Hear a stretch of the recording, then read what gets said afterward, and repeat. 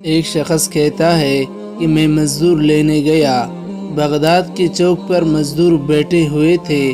میری ان مزدوروں میں سے ایک نوجوان بچے پہ نظر پڑی۔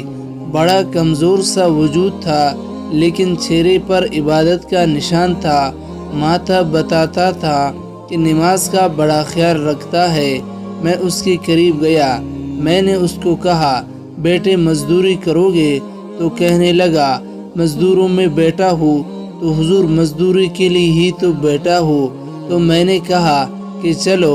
پھر کہنے لگا، میری کچھ شرطیں ہیں۔ میں نے کہا بتاؤ۔ کہنے لگا، پہلی شرط یہ ہے کہ لوگ 4 دینار لیتے ہیں، میں 3 دینار لوں گا۔ میں نے کہا یار یہ تو بڑی بہترین ہے، باقی بھی اس طرح رکھ لے۔ اس نے کہا، حضور دوسری شرط یہ ہے کہ میں آپ کی بات مکمل مانوں گا، لیکن جب اذان ہو جائے گی پھر آپ کی نہیں سنوں گا۔ تیسری بات اس نے یہ کی کہ حضور میں آپ کے گھر کام کروں گا، پر آپ کے کسی سوال کا جواب نہیں دوں گا۔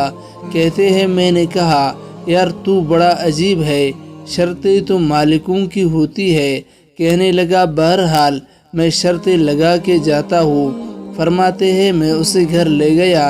جو کام مزدور سارے دن میں کرتا ہے اس نے 2 گھنٹے میں ہی کر دے۔ کہتے ہیں میں نے اس کو اور کام بتایا، وہ کرنے لگا۔ اس نے مٹی نکال کر رکھی تھی باہر راستے میں، تو اذان ہو گئی۔ اس نے کھدال وہی چھوڑ دی، کہیں اور چلنے لگا۔ میرا بیٹا کہنے لگا، اس کو ذرا برابر کر دو۔ کہنے لگا چپ کر جا، تیرے باپ سے بات ہوئی ہے۔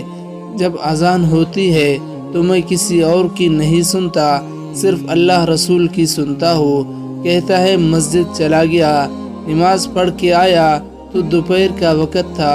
میری بیوی کہنے لگی اس کو کھانا کھلاؤ۔ کہتے ہیں میں نے کہا کھانا کھا لو۔ کہنے لگا میں نے روزہ رکھا ہے، رمضان بھی نہیں تھا، نفلی روزہ رکھا تھا۔ فرماتے ہیں شام ہوئی، میں نے 3 دینار دے۔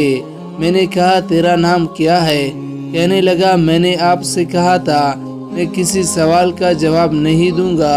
کہتے ہیں وہ چلا گیا۔ اگلے دن پھر میں اسے لینے گیا، کچھ اور کام نکل آئے تو لوگوں نے بتایا وہ صرف ہفتے والے دن آتا ہے۔ میں نے کہا کیوں؟